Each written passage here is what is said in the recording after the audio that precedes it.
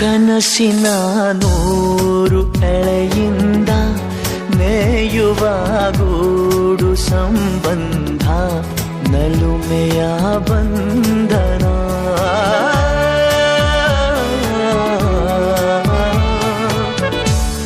ಯಾರೋ ಕರೆದಂತೆ ದೂರಿಂದ ಗರಿಯ ತೆರೆದಂಥ ಮರಿ ಚಂದ ಗೆಲುವಿನ ಬಂಧನ.